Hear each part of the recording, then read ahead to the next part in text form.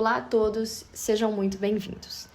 Quando pensamos em expandir negócios para Hong Kong ou gerenciar operações locais, a parte trabalhista costuma gerar muitas dúvidas. E por isso, o objetivo do nosso webinar de hoje é entregar a vocês um guia prático de ação. Para isso, vamos traduzir a Lei Trabalhista de Hong Kong, a Employment Ordinance, e todas as obrigações que gravitam ao redor dela, como MPF, seguros, impostos, em um checklist claro para sua empresa operar 100% em conformidade.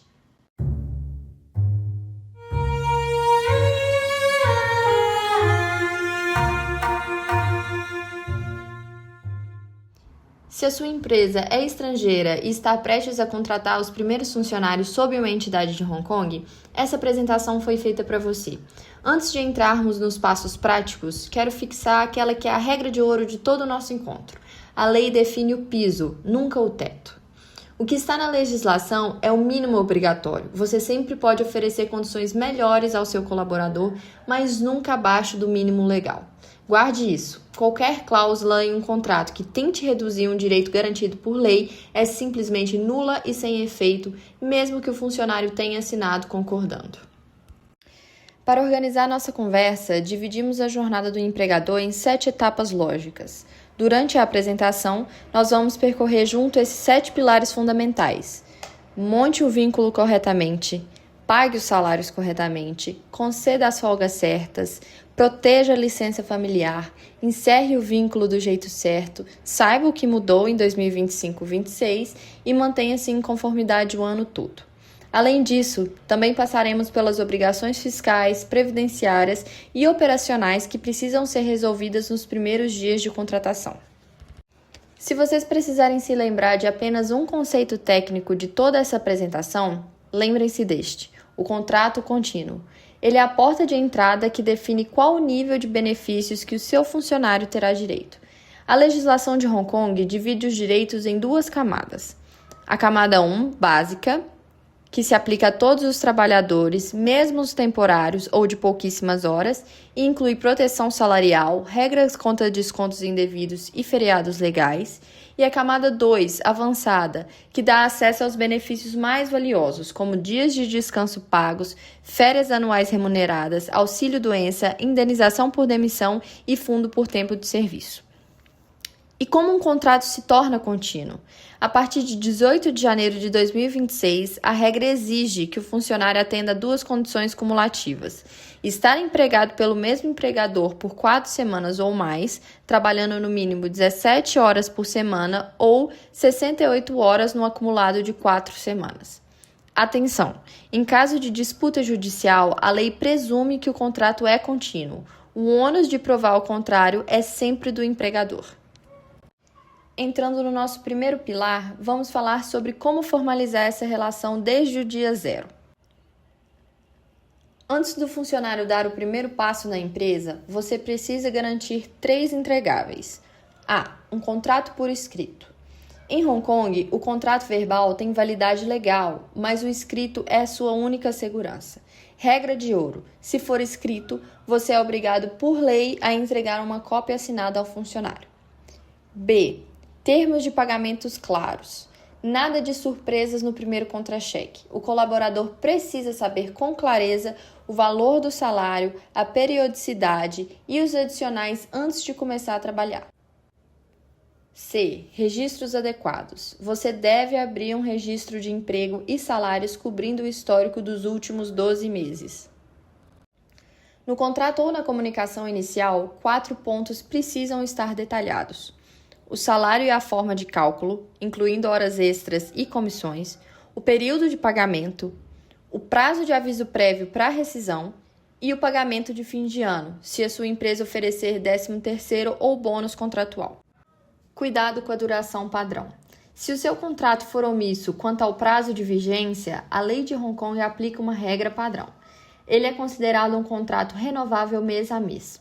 É por isso que o aviso prévio padrão, na omissão do contrato, é de 1 mês. Portanto, seja explícito no documento quanto à duração e o prazo de aviso pretendidos. Ainda sobre como montar o vínculo adequadamente, os registros de salário e presença devem conter nome, Hong Kong ID, salário, dias de licença garantidos e pagamentos feitos. Eles devem ser guardados no local de trabalho e mantidos por pelo menos 6 meses após o funcionário se desligar da empresa. Não negligencie isso. A ausência de registro gera multa de $10.000 de Hong Kong. Mas o perigo real é obstruir a fiscalização do trabalho, o que pode acarretar multas de até $100.000 de Hong Kong e até 1 ano de prisão. Agora, 2 pontos que ficam de fora da Employment Ordinance, mas que são igualmente obrigatórios e antecedem o dia 1 e são justamente os que os empregadores de primeira viagem mais esquecem. Verificação de direito ao trabalho. Antes de contratar, inspecione o cartão de identidade permanente de Hong Kong do candidato. Se a pessoa não for residente permanente de Hong Kong, um visto de trabalho válido precisa estar em vigor antes dela começar a trabalhar.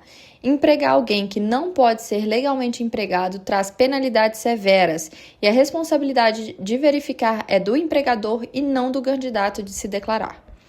Seguro de compensação de empregados.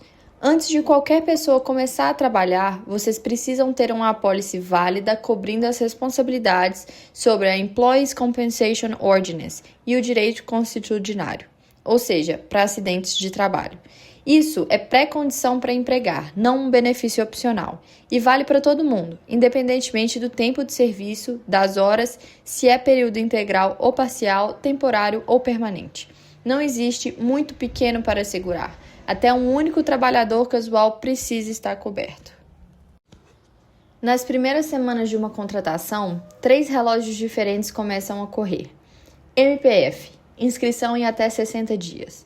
É preciso inscrever funcionários de 18 a 64 anos empregados por um período contínuo de 60 dias ou mais dentro desses primeiros 60 dias. Empregador e empregado contribuem cada um com 5% da renda relevante, dentro dos níveis mínimo e máximo. Vamos detalhar isso já na próxima sessão. Esse prazo de 60 dias é o que os empregadores mais deixam passar. Declaração ao IRD, em até 3 meses. Preencham e enviem o formulário IR56E ao Departamento de Rendas Internas em até 3 meses da data do início. É assim que o fisco toma conhecimento da existência do funcionário. Os deveres fiscais como empregador começam já com o primeiro funcionário. Não existe carência para empresa pequena ou nova. Atenção ao piso salarial. O salário mínimo legal é de 43,10 Hong Kong dólares por hora, com vigência a partir de 1º de maio de 2026. Raramente é um problema em contratações seniors ou assalariadas, mas faz parte do arcabouço de conformidade e precisa ser respeitado. Não existe forma de contratar abaixo dele. Antes de entrarmos no pagamento de salários propriamente dito, vale fechar o ciclo com o IRD. Como a sua empresa de Hong Kong declara remuneração ao Departamento de Renda Interna a cada ano e como os seus funcionários são tributados. O ponto principal, não há retenção mensal. O que os empregadores devem fazer? 1. Enviar o IR56E. Comuniquem cada nova contratação ao IRD em até 3 meses da data de início através desse formulário. 2. Rodem a folha mensal. Mantenham registros e calculem o MPF, mas não descontem imposto sobre salários. 3. Enviem a declaração do empregador. O IRD emite o BIR56A todo mês de abril.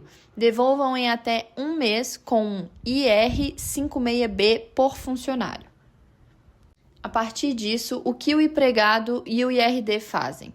O empregado apresenta a BIR60, a declaração individual que chega em maio e junho, e ele concilia com o seu IR56B. O IRD emite um lançamento do imposto sobre salários, esse imposto final, mais imposto provisório do ano seguinte.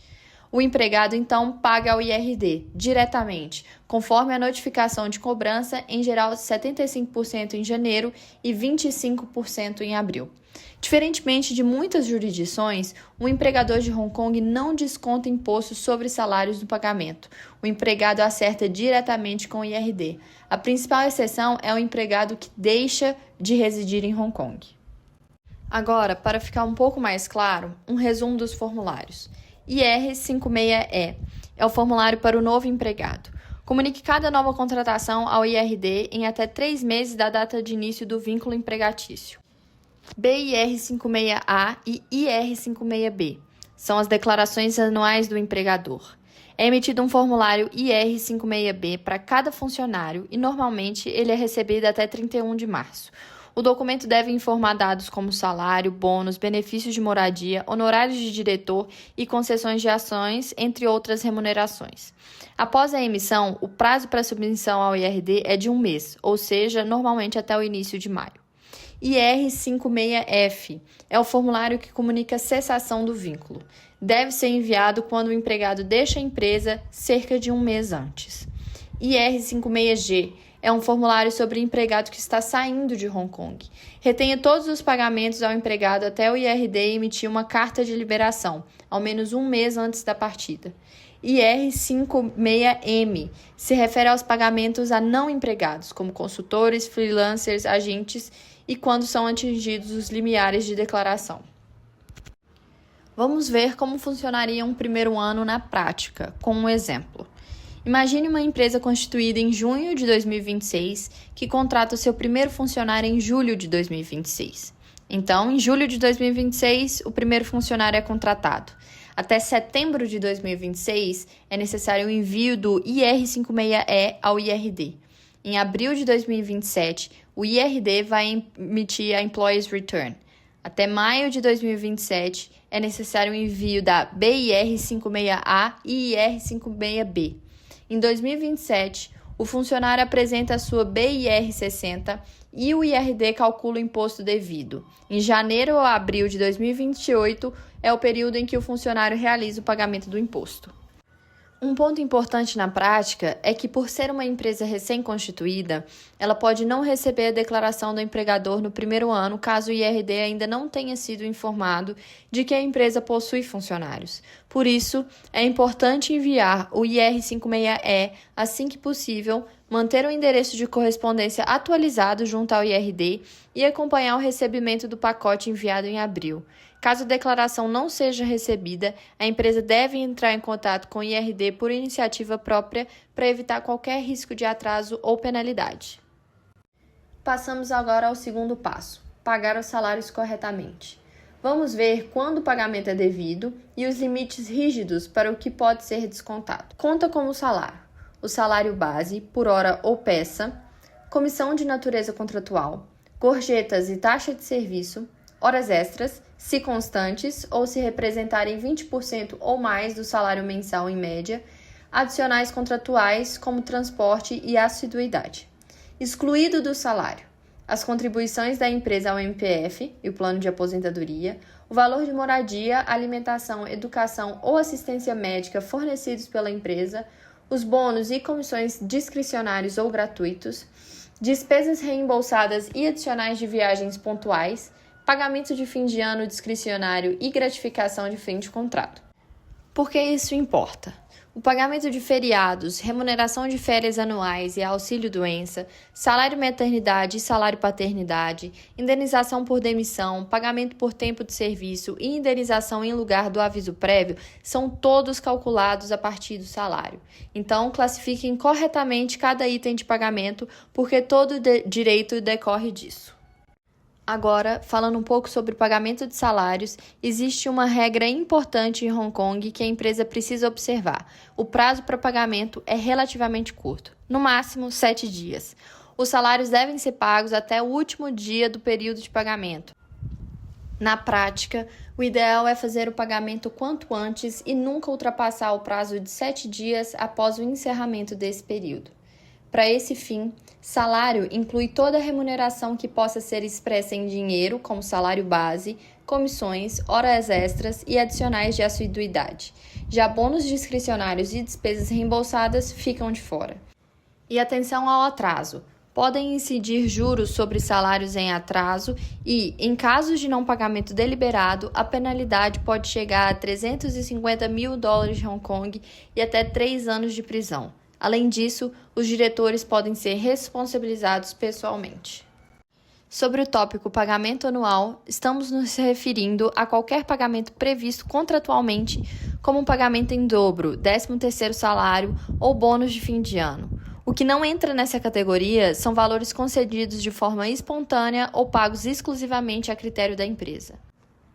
Um ponto importante aqui: para contratos firmados após 27 de junho de 1997, existe uma presunção de que esse pagamento anual é contratual e não discricionário, a menos que o próprio contrato estabeleça expressamente o contrário por escrito. Em relação a quem tem direito, o empregado precisa estar sobre um contrato contínuo durante todo o período de pagamento. O pagamento também pode ser devido de forma proporcional quando o empregado trabalhou por 3 meses ou mais e continua na empresa, ou quando o contrato é encerrado por um motivo que não seja falta grave. Por fim, sobre o prazo, o pagamento deve ser feito na data prevista do contrato. Caso não exista uma data específica, ele deve ser pago até o último dia do período de pagamento ou, no máximo, dentro dos 7 dias seguintes. Em relação aos descontos no salário, a regra geral em Hong Kong é simples: a empresa não pode fazer descontos livremente. Eles só são permitidos em situações específicas previstas pela legislação. No dia a dia, os principais casos são ausência do trabalho, danos ou perdas, salários pagos a mais ou adiantados, alimentação e alojamento, contribuição para planos e empréstimos. Então, o ponto principal aqui é: qualquer desconto precisa se enquadrar em uma das situações permitidas. Não é algo que a empresa possa decidir livremente sobre. Além de definir em quais situações os descontos são permitidos, a legislação também estabelece alguns limites para esses descontos. Os principais tetos são 1/4 do salário. Os descontos relacionados a danos ou perdas não podem ultrapassar 1/4 do salário devido naquele período. O mesmo limite se aplica à recuperação de salários pagos a mais ou adiantados. Meio salário. De forma geral, a soma de todos os descontos não pode ultrapassar a metade do salário devido em um determinado período. Existem algumas exceções, como descontos por ausência e pensão alimentícia, além de situações autorizadas por escrito pelo comissário do trabalho. Também existem descontos que podem ser feitos quando exigidos por lei ou por ordem judicial. Por exemplo, contribuições obrigatórias ao MPF ou pagamentos de pensão determinados por uma ordem de penhora de renda. Em relação ao salário paternidade, a empresa pode recuperar o valor pago caso o empregado não apresente o documento exigido dentro do prazo de 3 meses. E, por fim, é importante lembrar que os descontos ilegais podem gerar penalidades, que podem chegar até $100.000 de Hong Kong e 1 ano de prisão. Sobre a contribuição ao MPF, o empregador e o empregado contribuem cada um com 5% da renda relevante mensal, sujeita a um piso e um teto. Renda relevante são todos os pagamentos monetários pagos ou devidos por um empregador a um empregado. Inclui salários, ordenados, remuneração de licença, honorários, comissões, bônus, gratificações, benefícios e adicionais. E ele também exclui indenizações por demissão e pagamentos por tempo de serviço sobre a Employment Ordinance. Em relação às contribuições, funciona assim. Para uma renda de menos de $7.100 de Hong Kong, a empresa contribui com 5%, enquanto o empregado não precisa contribuir.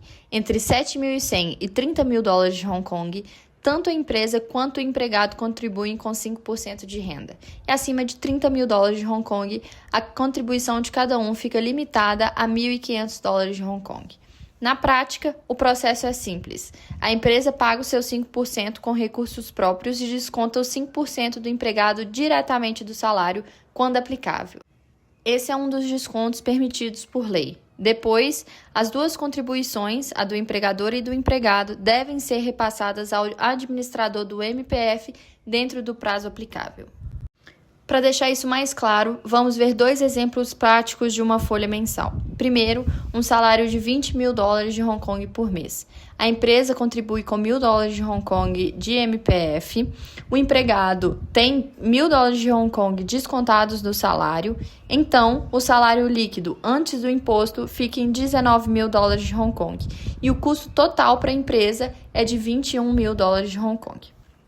Agora, olhando para um salário de $35.000 de Hong Kong por mês, o que já está acima do teto, a contribuição da empresa fica limitada a $1.500 de Hong Kong. O empregado também tem $1.500 de Hong Kong descontados.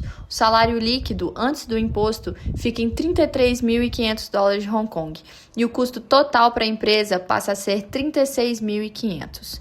Então, na prática, o ponto principal é entender que a contribuição do empregador representa um custo adicional para a empresa, enquanto a contribuição do empregado é descontada diretamente do salário dele. Agora, vamos falar sobre mais um ponto muito importante da legislação trabalhista de Hong Kong, as folgas, sejam elas dias de descanso, feriados legais, férias anuais remuneradas ou auxílio-doença, ou as licenças médicas. Aqui é importante entendermos que a gente está falando de dois direitos diferentes, que muitas vezes acabam sendo confundidos: os rest days, os dias de descanso, e os statutory holidays, os feriados. Primeiro, em relação aos dias de descanso, os empregados que estão sob um contrato contínuo têm direito a pelo menos um dia de descanso a cada período de 7 dias. Esse dia de descanso precisa corresponder a um período contínuo de 24 horas e cabe ao empregador determinar esse dia. Já em relação aos feriados estatutários, em 2026, os empregados têm direito a 15 feriados estatutários. Esse número vai aumentar gradualmente, serão 16 dias a partir de 2028 e 17 dias a partir de 2030, à medida que os feriados estatutários forem sendo alinhados aos chamados General Holidays, ou feriados bancários. Então, como esse número está passando por uma transição, é importante sempre especificar o ano quando estivermos falando da quantidade de feriados. E ainda existem duas regras importantes para se lembrar. A primeira é que não é possível simplesmente substituir o feriado por um pagamento adicional. O empregador precisa efetivamente conceder esse feriado. E a segunda é que o pagamento referente ao feriado passa a ser aplicável quando o empregado completa 3 meses de serviço contínuo. Bom, agora que a gente entendeu a diferença principal entre esses rest days e os statutory holidays, a gente vai olhar para as regras mais operacionais. Primeiro, sobre os dias de descanso. Quando o empregado tem dias de descanso regulares, o empregador deve informar qual é esse padrão. Se os dias forem irregulares, o empregador precisa comunicar os dias de descanso antes do início de cada mês, por escrito ou por meio de uma escala. Também é possível trocar um dia de descanso, mas isso depende do consentimento do empregado. Esse dia de substituição precisa estar dentro de determinados limites. Ele pode ocorrer no mesmo mês, antes do dia original, ou até 30 dias depois. Existem também algumas situações muito específicas em que o empregador pode exigir que o empregado trabalhe durante um dia de descanso, como no caso de uma quebra de máquina ou de uma emergência real. Se isso acontecer, o empregador precisa conceder um dia de descanso substituto dentro de 30 dias e informar o empregado dentro de 48 horas. Já no caso dos feriados estatutários, se o empregado trabalhar durante o feriado, o empregador precisa conceder um feriado alternativo dentro dos 60 dias anteriores ou posteriores ao feriado original, e deve dar pelo menos 48 horas de aviso prévio. Também existe a possibilidade de, por acordo entre as partes, substituir o feriado por outro dia dentro de um período de 30 dias antes ou depois. E existe ainda uma regra específica quando um feriado estatutário cai em um dia de descanso. Nesse caso, o feriado deve ser transferido para o próximo dia que não seja outro feriado, um feriado substituto ou um dia de descanso. Portanto, o principal ponto aqui é que o empregador precisa prestar bastante atenção à forma como esses dias vão ser agendados, substituídos ou alterados.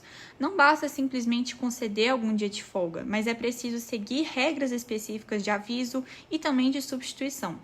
O Guia de Hong Kong destaca que esses detalhes operacionais são importantes justamente porque cada falha nessas regras pode configurar uma infração de 50 mil dólares de Hong Kong. Agora, vamos falar sobre as férias anuais remuneradas. Para os empregados sob um contrato contínuo, o direito começa com 7 dias de férias depois que o empregado completa os primeiros 12 meses de serviço contínuo. Depois disso, esse direito vai aumentar gradualmente. A partir do 3º ano de serviço, é acrescentado um dia por ano, até chegar ao máximo de 14 dias a partir do 9º ano de serviço. Em relação ao momento das férias, cabe ao empregador determinar quando elas serão concedidas, mas o empregado deve ser consultado antes. Além disso, é necessário fornecer pelo menos 14 dias de aviso prévio por escrito. Existem também algumas regras sobre a divisão das férias. Quando o empregado tem direito a até 10 dias, no máximo 3 podem ser separados, enquanto os demais devem ser usufruídos consecutivamente. Quando o direito é superior a 10 dias, pelo menos 7 dias precisam ser usufruídos consecutivamente. E existe um ponto importante: o pagamento em substituição às férias só é permitido para a parte que exceder os 10 dias. Os primeiros 10 dias precisam ser efetivamente usufruídos como férias, ou seja, o empregador não pode simplesmente substituir todo o período de férias por dinheiro. Vamos olhar um pouco mais de perto sobre o pagamento das férias. O pagamento das férias vai ser calculado com base na média dos salários diários recebidos pelo empregado nos últimos 12 meses anteriores. O pagamento deve ser realizado no máximo até o próximo dia normal de pagamento depois das férias. Também existem algumas regras específicas quando o contrato de trabalho termina. Se o empregado já tiver completado 1 ano de férias, qualquer período de férias não utilizado deve ser pago. Para empregados que tenham entre 3 a 12 meses de serviço, existe também o direito ao pagamento proporcional das férias, desde que o empregado não tenha sido dispensado por falta grave. O empregador também pode estabelecer um único período de 12 meses para o cálculo das férias de todos os empregados. Nesse caso, ele deve fornecer 1 mês de aviso prévio por escrito e os períodos parciais devem ser calculados proporcionalmente. Por fim, existe também a situação em que a empresa fecha temporariamente para conceder férias aos empregados. Nesse caso, os empregados afetados devem ser avisados por escrito com pelo menos 1 mês de antecedência também.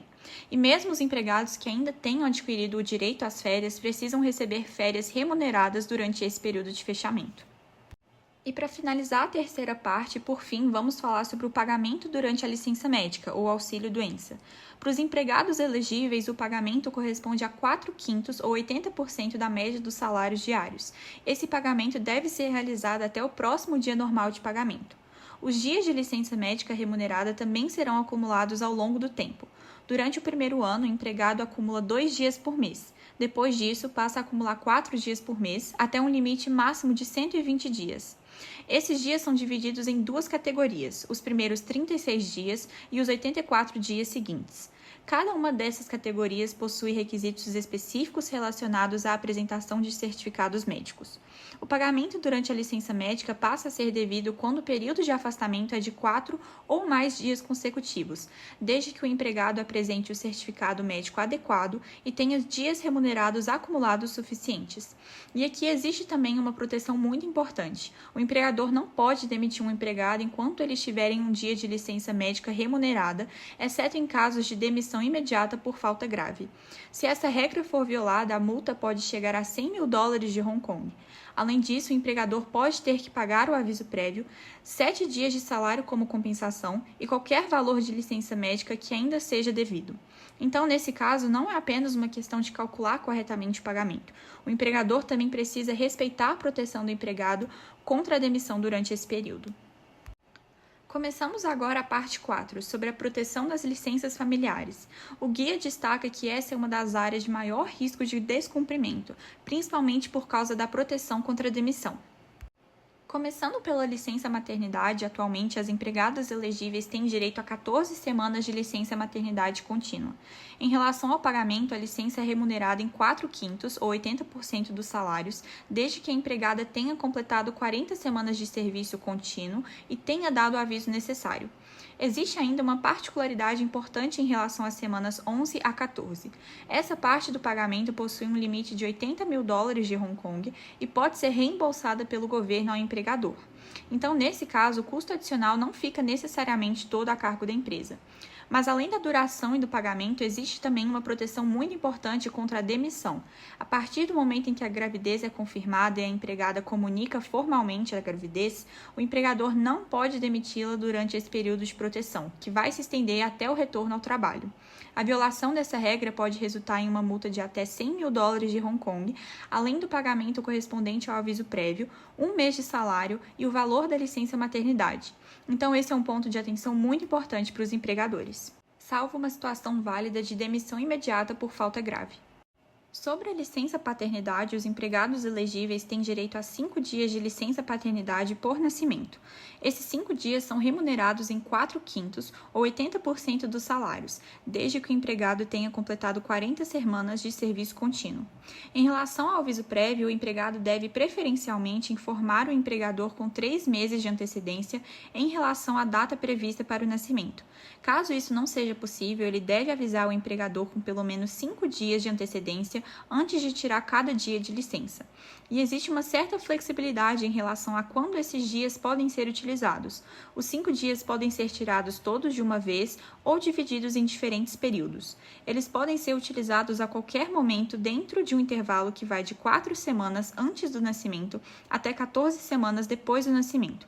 Então, apesar de serem apenas 5 dias, a legislação vai oferecer bastante flexibilidade para que o pai escolha o momento mais adequado para utilizar a licença, desde que respeite esse período e os requisitos de aviso. Agora, já na parte 5, nós vamos entrar no tema do encerramento da relação de trabalho. É justamente nesse momento que podem surgir algumas das maiores responsabilidades financeiras para o empregador. Por isso, é importante entender a diferença entre um encerramento normal do contrato e uma demissão imediata por falta grave. Primeiro, tanto o empregador quanto o empregado podem encerrar o contrato mediante o cumprimento do período de aviso prévio estabelecido no contrato. Em vez de cumprir esse período trabalhando, também é possível fazer o pagamento correspondente ao aviso. Quando o contrato não estabelece um período específico para empregado sobre um contrato contínuo, aplica-se em regra um mês de aviso prévio. E depois do período de experiência, esse aviso nunca pode ser inferior a 7 dias. Agora, existe também uma segunda possibilidade, que é a demissão imediata, sem aviso prévio, mas aqui é importante ter bastante cuidado, porque essa possibilidade só é válida em situações de falta muito grave. A demissão imediata deve ser tratada como uma medida excepcional e normalmente acontece depois de uma série de advertências. Ela não deve ser utilizada simplesmente como uma forma de evitar o pagamento do aviso prévio. Um erro comum é tratar um desempenho abaixo do esperado como se fosse uma falta grave que justificasse uma demissão imediata.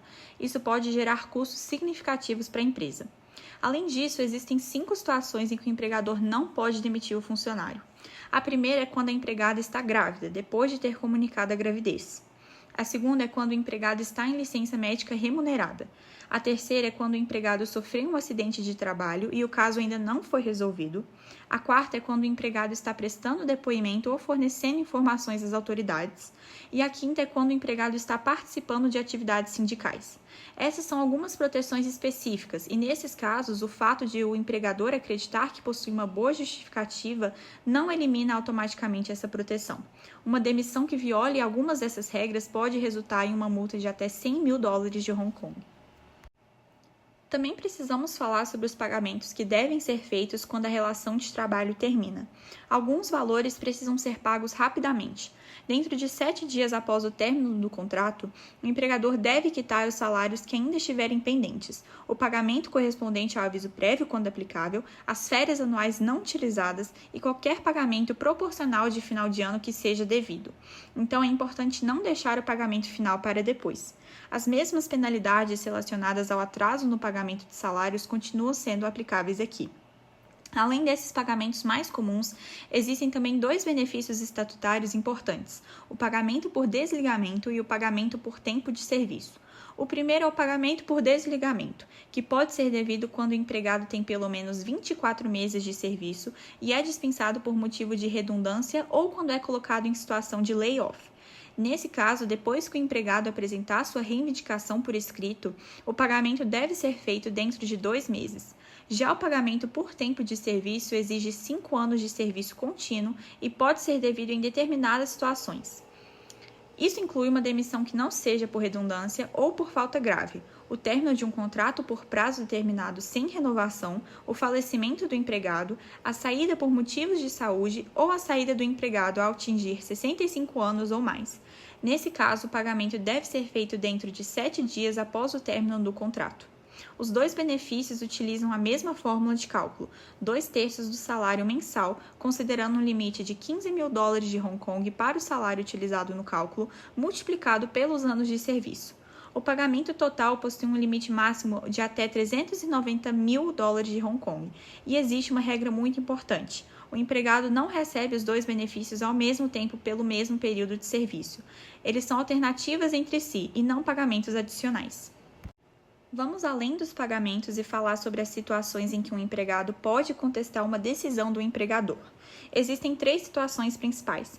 A primeira é a demissão considerada injustificada. Isso acontece quando o empregado é demitido sem uma razão válida e possui pelo menos 24 meses de serviço contínuo. Nesse caso, podem existir diferentes formas de reparação, incluindo a reintegração ou recontratação do empregado, ou então pagamentos relacionados ao término do contrato. A segunda situação é uma alteração injustificada dos termos do contrato. Isso acontece quando o empregador altera as condições de trabalho sem o consentimento do empregado, quando o contrato não prevê expressamente essa possibilidade e quando não existe uma razão válida para tal alteração.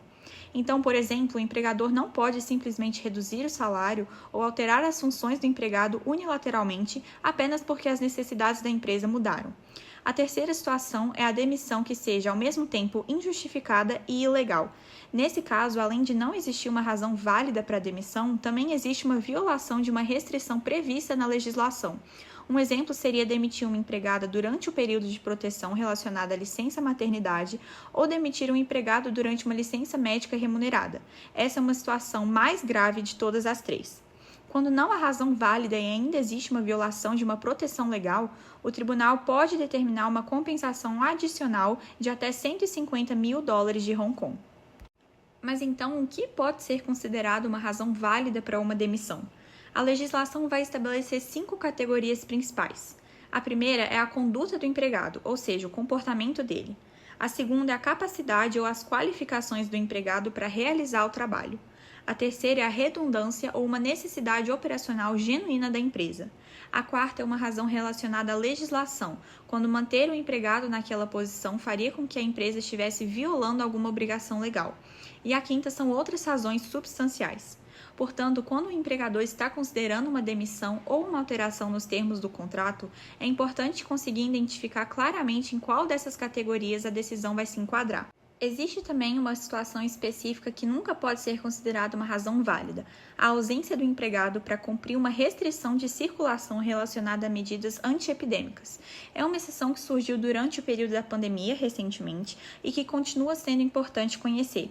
E existe também uma distinção importante. As demissões baseadas em motivos como gênero, deficiência, situação familiar ou raça não são tratadas por essa parte específica da legislação trabalhista. Essas situações vão ser tratadas pelas respectivas leis de combate à discriminação. Então é importante não assumir que a legislação trabalhista é o único caminho possível para uma reivindicação relacionada a uma demissão. Para finalizar essa parte sobre o encerramento do contrato, vamos falar sobre o que pode acontecer quando uma reivindicação chega ao tribunal e também sobre os prazos que precisam ser respeitados. Uma das possíveis medidas é a reintegração do empregado ou a sua recontratação. Normalmente, isso depende da concordância das duas partes. Porém, quando estamos diante de uma demissão ilegal, o tribunal pode determinar a reintegração ou a recontratação quando isso for viável. Se o empregador se recusar a cumprir essa determinação, pode haver um pagamento adicional equivalente a 3 vezes o salário médio mensal do empregado, limitado a $72.500 de Hong Kong. Também podem ser determinados pagamentos relacionados ao término do contrato. Isso pode incluir direitos estatutários que não foram pagos, valores que o empregado teria razoavelmente acumulado e outras quantias previstas no contrato. E esses pagamentos podem ser devidos mesmo quando o empregado não tenha atingido o período de serviço normalmente exigido para determinados benefícios. Em casos de demissão que seja ao mesmo tempo injustificada e ilegal, quando não houver reintegração, o tribunal também pode determinar uma compensação de até $150 mil de Hong Kong. Por fim, existem prazos importantes para apresentar uma reivindicação. O empregado precisa apresentar uma reivindicação por escrito ao empregador dentro de 3 meses após o término do contrato. Esse prazo pode ser estendido para 6 meses. Depois disso, a reivindicação precisa ser apresentada ao Tribunal do Trabalho dentro de 9 meses. Então, para o empregador, conhecer esses prazos também vai ser importante. Eles ajudam a entender por quanto tempo uma possível exposição permanece aberta e quando uma situação deixa de poder ser levada adiante. Agora, já na parte 6, nós vamos falar sobre 3 mudanças recentes na legislação que impactam diretamente as obrigações dos empregadores. E aqui essas 3 mudanças têm datas de entrada em vigor diferentes. Então, mais do que apenas conhecer as mudanças, é importante também saber exatamente quando cada uma passou a valer. A primeira mudança aconteceu em 1º de maio de 2025 e está relacionada às contribuições obrigatórias para o Fundo de Previdência. Antes dessa mudança, os empregadores podiam utilizar suas contribuições obrigatórias para esse fundo para compensar parte dos pagamentos por desligamento e dos pagamentos por tempo de serviço. Para o período de serviço a partir de 1º de maio de 2025, essa possibilidade de compensação foi eliminada. Isso significa que o empregador precisa fazer as contribuições obrigatórias e, ao mesmo tempo, pagar integralmente os benefícios estatutários devidos na saída do empregado. Existe um sistema de subsídios do governo para ajudar durante o período de transição, mas na prática o custo real desses pagamentos aumentou. Então, para fins de planejamento financeiro, é importante considerar separadamente as contribuições e os pagamentos por desligamento ou tempo de serviço. A segunda mudança está relacionada aos feriados estatutários e acontece gradualmente entre 2026 e 2030. A partir deste ano, 2026, a segunda-feira de Páscoa passou a ser incluída. Depois, outros dias da Sexta-feira Santa serão adicionados em 2028 e 2030. Com isso, o número de feriados estatutários aumenta de 14 para 17, aproximando-se gradualmente dos feriados gerais de Hong Kong, os Bank Holidays.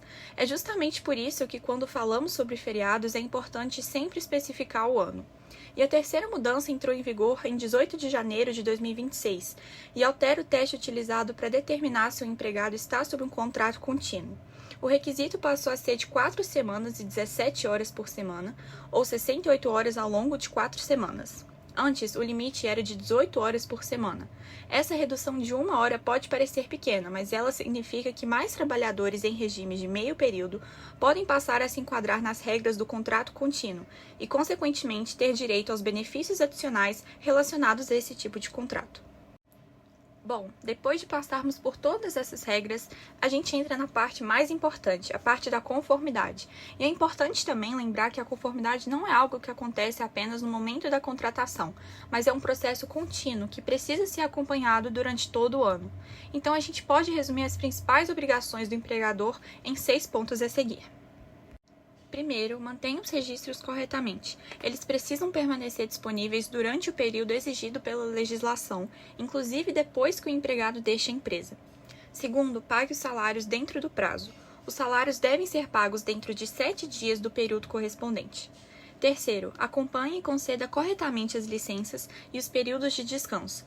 Isso inclui dias de descanso, feriados, férias anuais e licença médica ou auxílio-doença. E é importante lembrar que esses direitos precisam ser efetivamente concedidos. Eles não podem simplesmente ser substituídos por um pagamento quando a legislação não permite. Quarto, respeite as proteções previstas na legislação. Isso inclui, por exemplo, as proteções relacionadas à gravidez, à licença médica remunerada e aos direitos sindicais. Quinto, revise os contratos regularmente. A legislação muda, como vimos no slide anterior, então é importante garantir que os contratos continuem refletindo os requisitos atuais. E por último, faça os encerramentos corretamente. Quando um funcionário deixa a empresa, todos os pagamentos e procedimentos precisam ser realizados dentro dos prazos estabelecidos. No entanto, quanto custa não cumprir as regras? Ao longo da apresentação, a gente viu diferentes penalidades relacionadas a diferentes obrigações. Aqui elas estão reunidas para mostrar a dimensão dos riscos. No nível mais grave, a gente tem situações como a falta deliberada de pagamento de salários ou de valores devidos no encerramento do contrato, além do descumprimento de uma decisão do Tribunal do Trabalho. Nesses casos, a penalidade pode chegar a $350 mil de Hong Kong e 3 anos de prisão. Em um segundo nível, temos situações como deduções ilegais de salários e demissões que violem as proteções previstas na legislação. Essas situações podem resultar em multas de até $100 mil de Hong Kong. No caso de deduções ilegais, também pode haver pena de prisão de até 1 ano.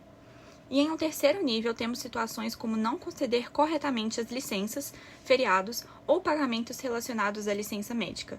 Nesses casos, a multa pode chegar a $50 mil de Hong Kong por infração. E existe ainda um ponto especialmente importante para gestores e também administradores, em relação às infrações mais graves relacionadas ao pagamento de salários, diretores, gerentes e outros responsáveis pela empresa podem ser responsabilizados pessoalmente. Ou seja, não é necessariamente uma questão que fica limitada à empresa como pessoa jurídica.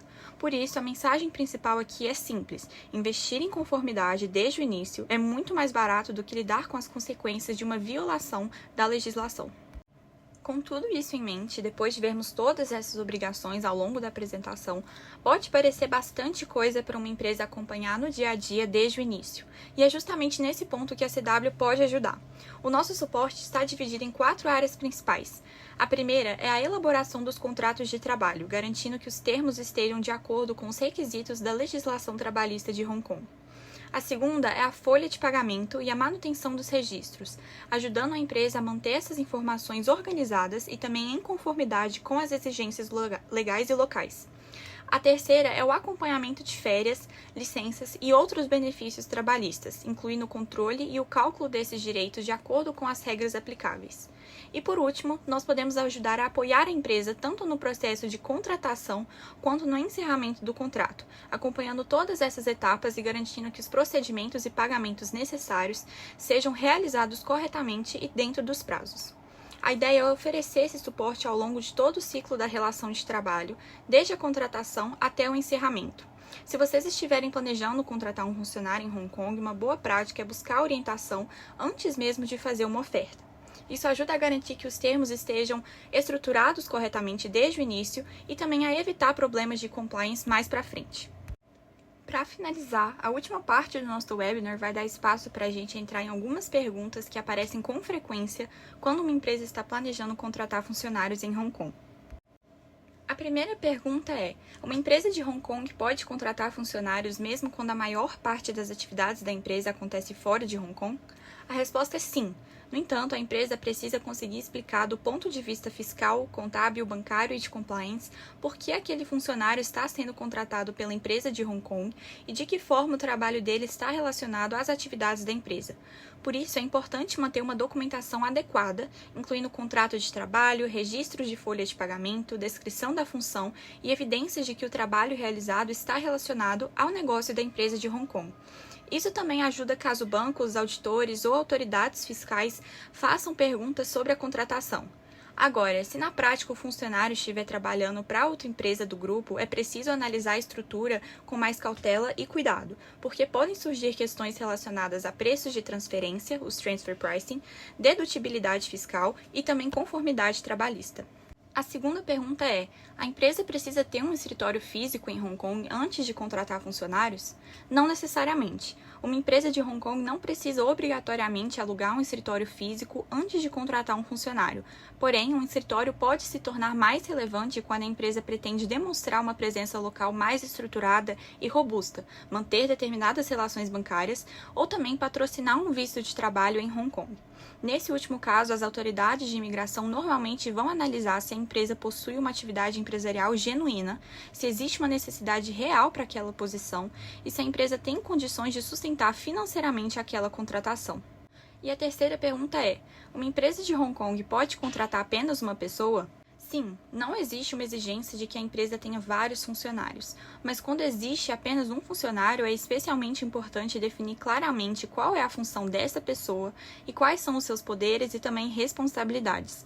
Isso é ainda mais importante quando o funcionário lida com fornecedores, clientes, contratos, faturas ou pagamentos em nome da empresa. A quarta pergunta é: um diretor ou acionista também pode ser empregado da própria empresa de Hong Kong? Sim, desde que ele realmente desempenhe funções para a empresa, como administrar fornecedores, clientes, vendas, logísticas ou as operações do dia a dia. Mas é muito importante diferenciar o salário de um empregado dos honorários recebidos pela empresa na qualidade de diretor. O salário corresponde ao trabalho efetivamente realizado como empregado ou executivo. Já os honorários de diretor estão relacionados à ocupação formal do cargo de diretor. Essa diferença é importante porque os honorários de diretor têm maior probabilidade de estarem sujeitos ao imposto sobre salários de Hong Kong, mesmo quando o diretor mora fora de Hong Kong. Então, se a pessoa está efetivamente realizando atividades no dia a dia da empresa, o pagamento deve ser devidamente documentado como salário relacionados às funções de emprego. Isso deve estar apoiado por um contrato de trabalho, cargo, descrição das funções e registros de folha de pagamento.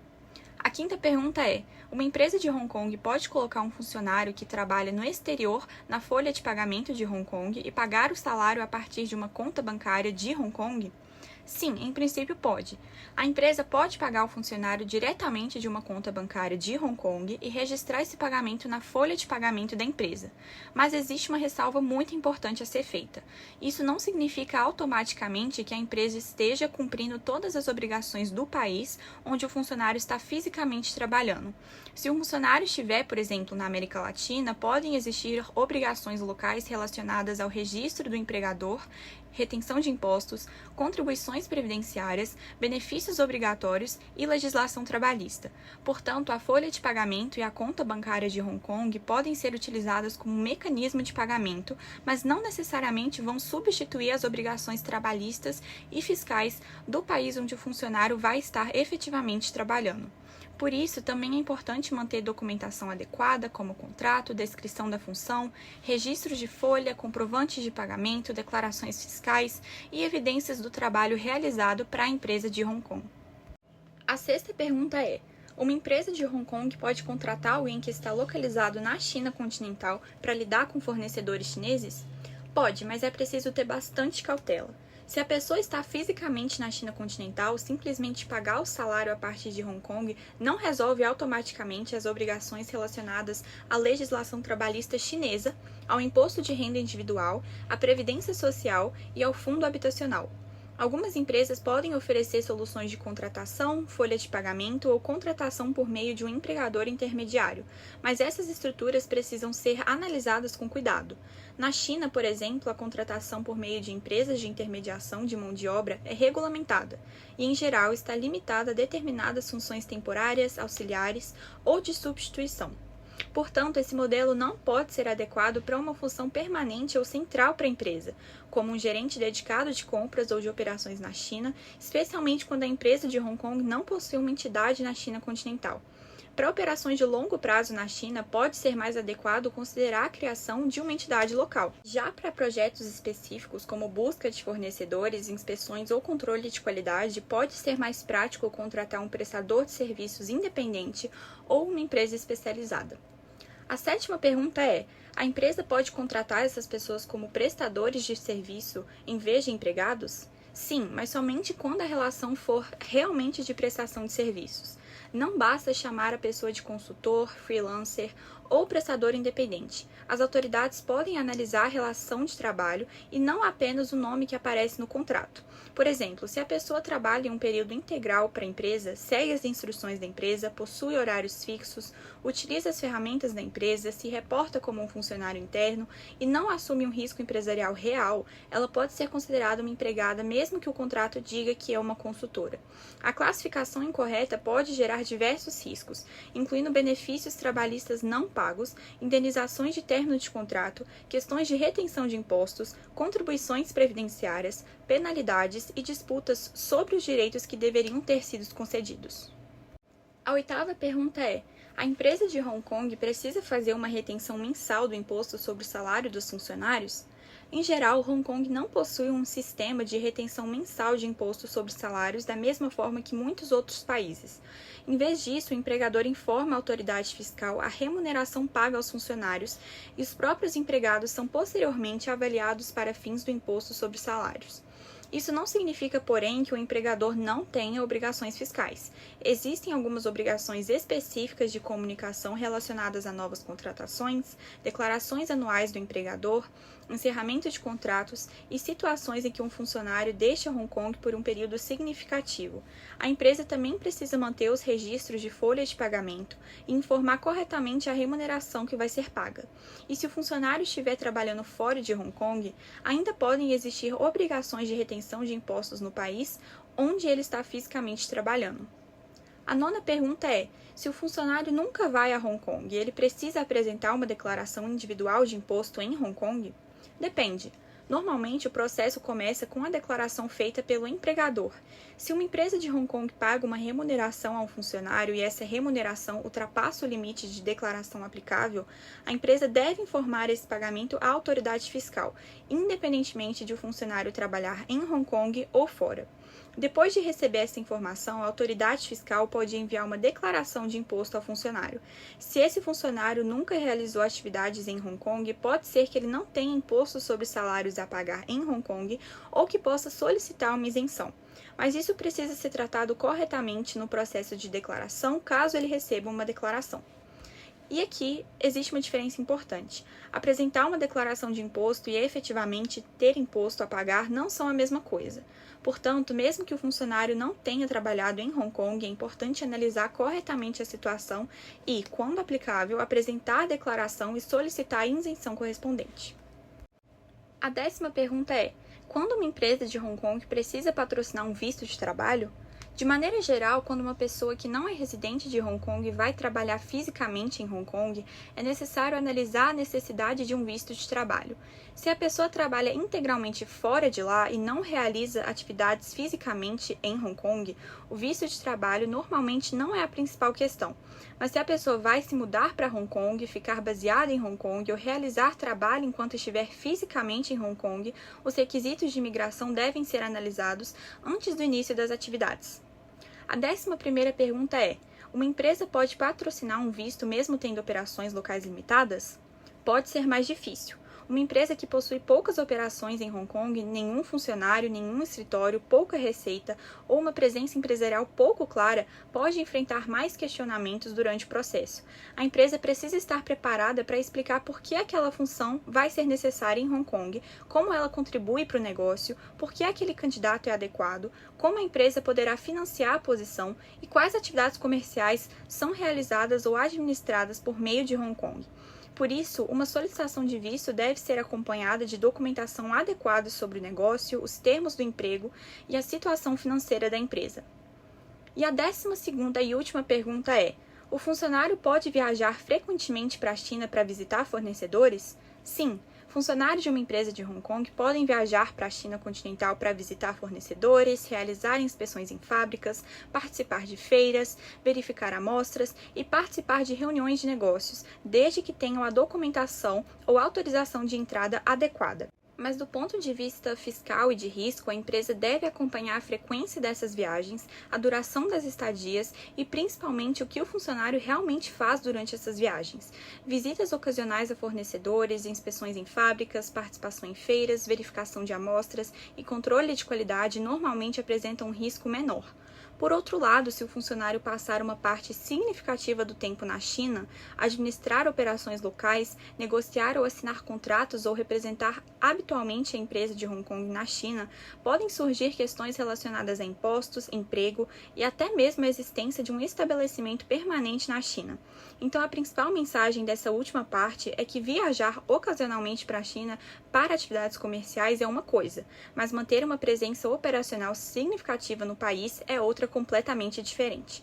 Nesse segundo cenário, a estrutura precisa ser analisada com muito mais cuidado e cautela. Antes de encerrarmos, gostaríamos apenas de fazer uma observação importante. Essa apresentação traz uma visão geral das principais disposições da Employment Ordinance, capítulo 57, apresentadas de uma forma mais simples e prática. O conteúdo tem caráter informativo e geral e não deve ser considerado aconselhamento jurídico. A própria legislação continua sendo a fonte oficial e deve sempre ser consultada para situações específicas. Além disso, os valores e informações apresentados aqui refletem a legislação conforme a posição de dezembro de 2025 e, claro, podem sofrer alterações.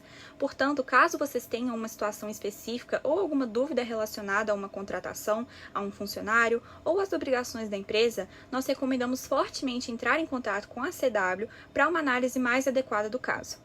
Nós esperamos que esse conteúdo tenha ajudado a esclarecer os principais pontos da legislação trabalhista de Hong Kong e principalmente os cuidados que as empresas precisam ter no dia a dia, desde a contratação até o encerramento de um contrato. Muito obrigada pela atenção e participação e esperamos falar com vocês todos novamente em breve.